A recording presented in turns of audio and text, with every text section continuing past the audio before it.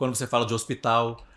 A segurança hospitalar tem que ser muito grande, porque você está falando de dados muito particulares de cada pessoa, diagnóstico.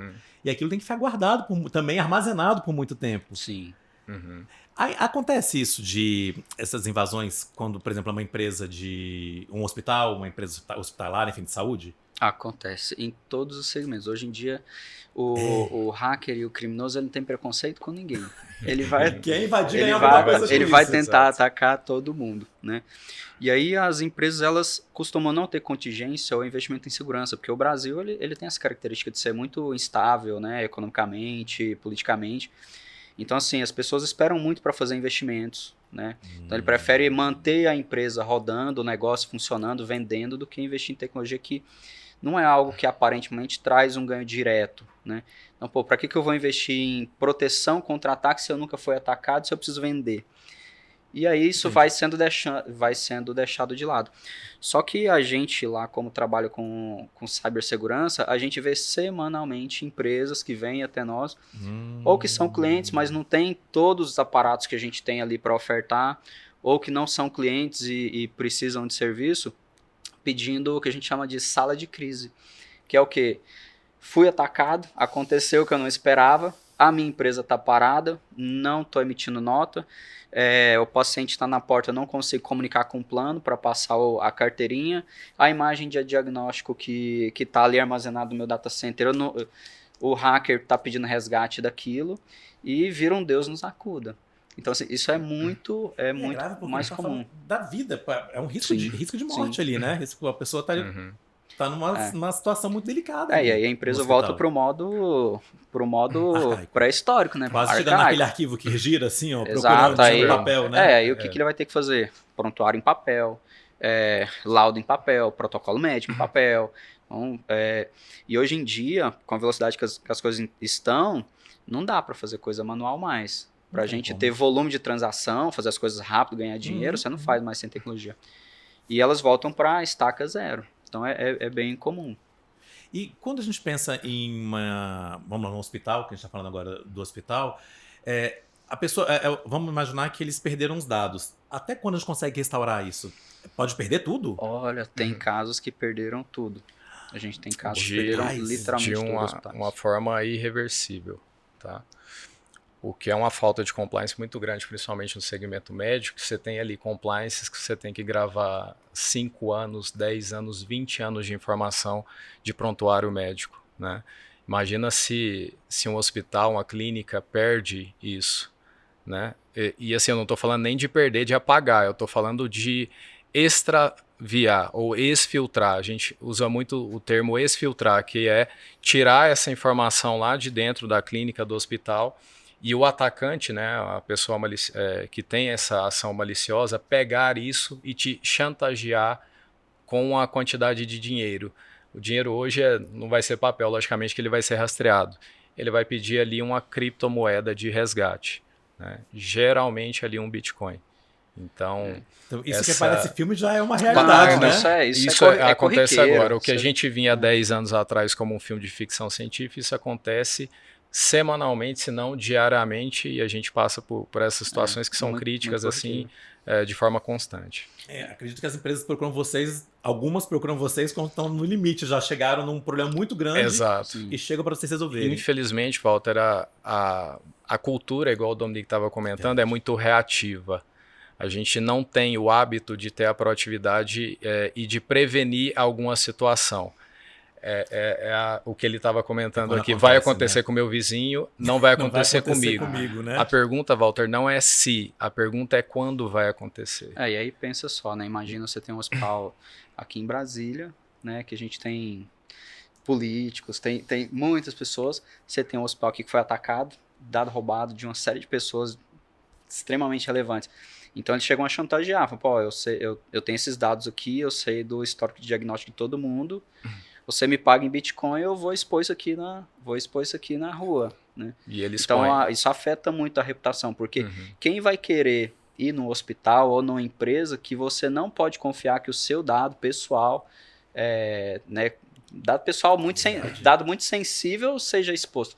Cara, eu ficaria assim receoso. Mexe muito com a reputação da Mexe empresa. muito com a Exato, reputação a da gente empresa. fica com um pouco de medo, né, de ter realmente as nossas informações armazenadas realmente num local que não provê o mínimo de segurança. A gente que é de segurança, a gente vê, olha, chega, como que é feito o prontuário, como que é feito o input de informações, que a gente fala, a coleta de informações ali, qual o processo, né? Mas e a pessoa comum realmente fica com esse medo, vê essa exposição na internet ou na televisão, ela vai ficar com medo, né? Com certeza. E a gente tem um agravante em relação a isso, que é a lei, hoje a gente vai falar, né, que é a Lei Geral de Proteção de Dados, né?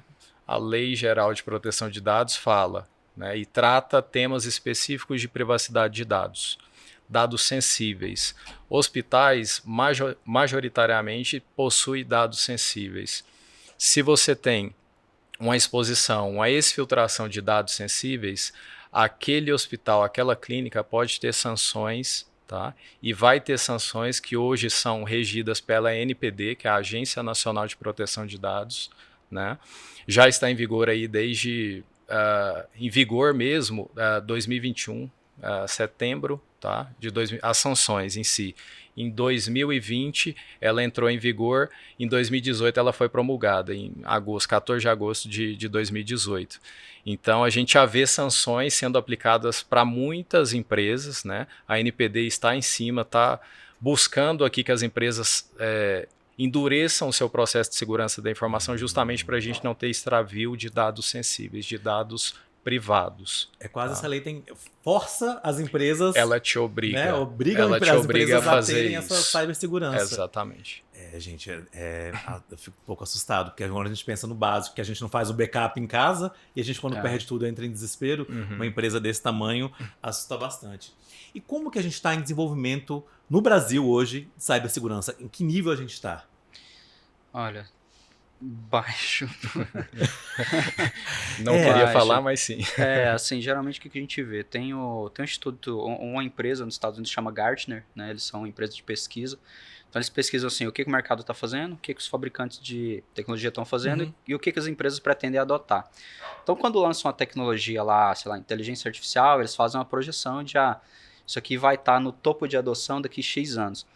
E aí existe um time, assim, quando isso fica no topo da adoção lá nos Estados Unidos, ainda vai mais uns 2 anos e meio para a gente adotar aqui massivamente. Né? E nas regiões mais do interior ainda vai um período a mais. Então é muito lento a adoção de coisas de cibersegurança. Então tem coisas básicas, né? O tal do firewall que a gente vê muito falar, o anti-malware que é muito básico, controle de acesso com duplo fator de autenticação, né? Que é aquilo, eu vou logar na conta do Instagram, ele vai me pedir a senha e vai me pedir como se fosse uma contrassenha gerada aleatoriamente. Então essas coisas básicas, assim, tem muita empresa que não faz, né? Então bem baixo. E as soluções que a Integrato oferece para o mercado? Como é que a gente está na tecnologia de vocês? Como é que vocês estão agora no mercado? O trabalho que a gente tem buscado fazer, assim, é ter soluções para empresas de baixo nível de maturidade até aquelas que já têm um nível mais alto, né, e precisam construir coisas mais elaboradas. Porque segurança a gente vai fazendo tanto no âmbito pessoal quanto empresarial, a gente vai fazendo em camadas, né? Eu ponho uma senha mais forte no meu celular, eu coloco o duplo fator, aí depois eu começo a fazer um backup na nuvem, garantir que isso está replicado para outro lugar. E na empresa tem a mesma dinâmica, a gente vai construindo por camadas. Então a gente tem, para quem tem baixo nível de maturidade, eu consigo lá fazer um levantamento, criar um roadmap de projetos, de tecnologias, falar, dentro do que vai gerar mais impacto para a sua empresa, dos maiores buracos, né, porque a gente faz análise de vulnerabilidade, né, então eu entro como se eu entrasse aqui no local que a gente está e falar, essa janela aqui a gente precisa pôr uma gradezinha, ali precisa pôr uma câmera, aqui precisa pôr tal coisa, e vai subindo o nível. Então a gente faz isso na empresa também, fala, vamos começar por essa tecnologia, vamos pôr antivírus, vamos pôr firewall, depois vamos pôr duplo fator de autenticação, vamos replicar o backup para mais de um lugar, para caso se atacar, a gente tem a réplica disso em 2, 3, 4 lugares. Né? Então a gente cria esse roadmap de projetos e a gente tem fabricantes hoje, né, de nível multinacional que a gente trabalha em parceria com esses produtos e serviços. E para as empresas que vão subindo o nível de maturidade, entenda que é uma corrida de gato e rato. Então a gente vai subindo o nível de maturidade e os hackers vão tentando fazer ataques mais De lá elaborados também, para né? tentar Entendi. furar É assim as que vai barreiras. Escalonando vai escalando, tudo. Exatamente. Vai chegando. Entendi. Então a Isso. gente vai colocando essas soluções.